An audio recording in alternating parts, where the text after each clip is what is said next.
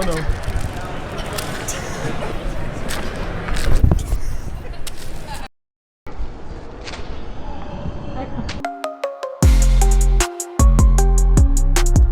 Hello everyone and welcome back to Double Shot Disc Golf News, where you come to get disc golf news a few days after you really wanted it.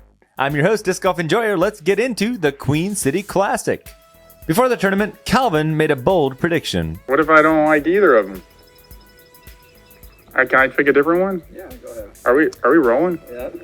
I like Ezra. Fortunately for Calvin, he's better at playing disc golf than he is at predicting. Unfortunately for Calvin and Ezra fans and anyone remotely related to Ezra, Ezra's performance was about as stable as Nate Perkins' internet connection.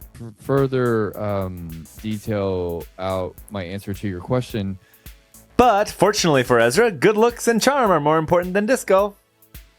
Big Jerm was on the broadcast this week, bringing his own special insights. And the good thing about this for Kevin Jones is that he's going to be home in his bed in about 8 minutes. He lives that close to the park. Sure, seems like a fine time to head to bed.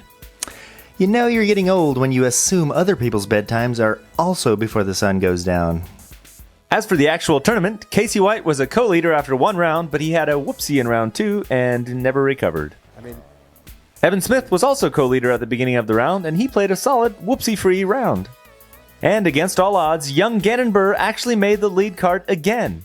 You may remember him from his big win at the Big Easy Open. He took this rare opportunity to shout out his struggling Instagram channel.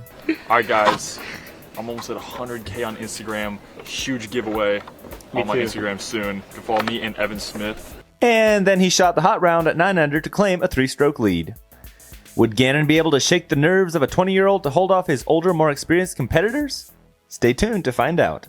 Hometown hero Austin Turner also made lead card for the final day, and he was rewarded with this awkwardness. Joining us in the... Sorry. Don't need my mumbles. Cool. In round 3, I know you were all hoping for some drama. Well, it turned out to be a dramatically drama-free round, unfortunately. As it turns out, if someone starts with a lead, it's tough to beat them if they continue playing better than you. Anyways, let's dive in and see what happened during the round. We welcome you inside the broadcast booth. Good afternoon, everybody. Thanks for being here alongside the U.S. champion Jeremy Big Jerm. Looks like someone is tickled absolutely pink to be there. Speaking of colors, Joel Freeman made a couple appearances on coverage. Joel Freeman, more like Joel Greenman, more like Treeman.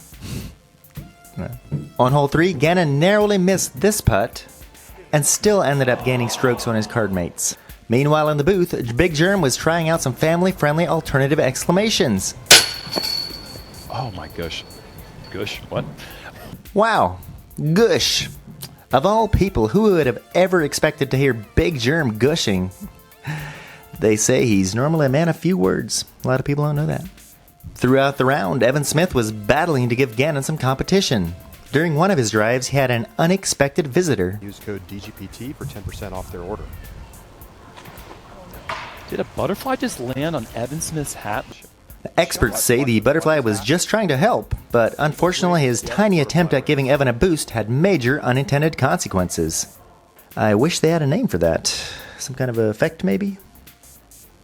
As the round went on, Gannon's lead grew to 8. It got to the point where the crowd got so bored they were wishing the butterfly would land on Gannon too.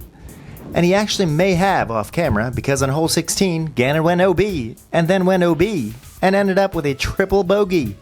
This cut his lead to a nerve-wracking, nail-biting 5 strokes going into the final 2 holes. Drama! Must be nice to be Gannon. Anyways, in the end, Gannon took down the win with ease. And just like that, we've got a new King of Queens. Congrats! Over in FPO, the appropriately named Queen City Classic was indeed a battle between the queens.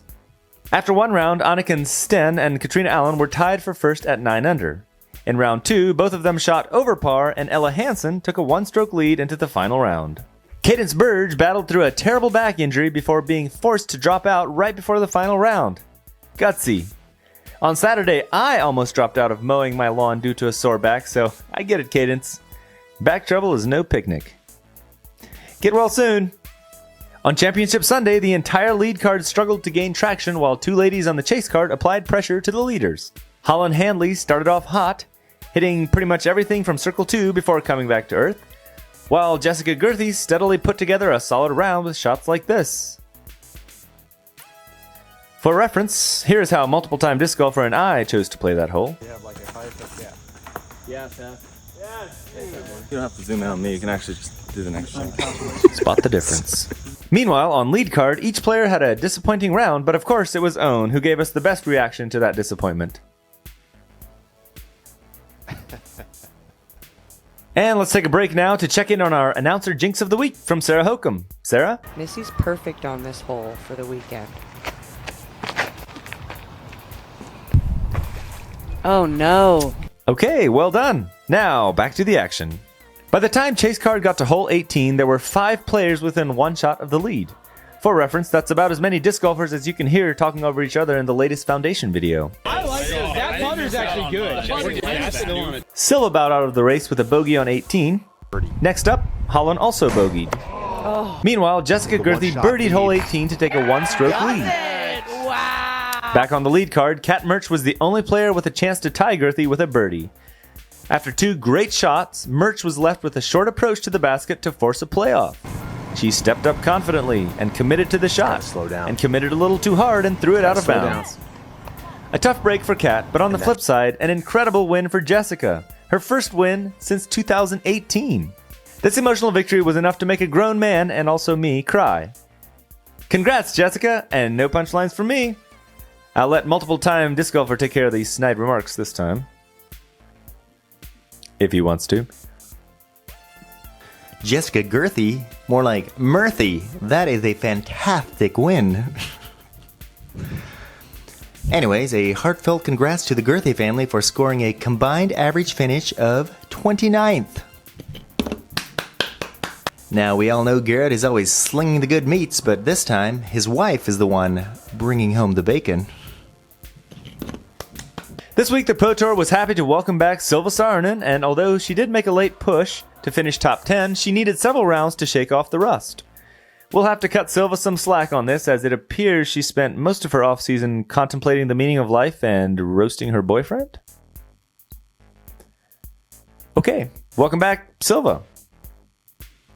In record-breaking news, let's take a look at Gavin Babcock's scorecard during round 3. Wow, tough hole.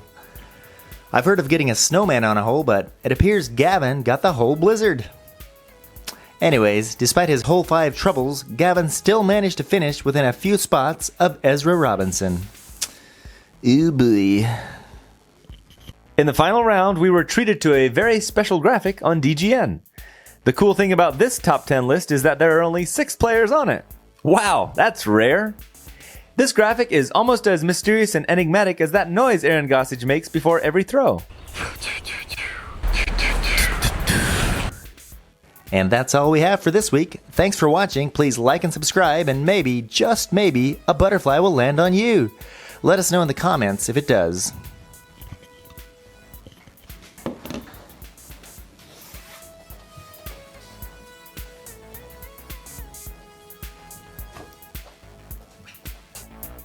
In the final round,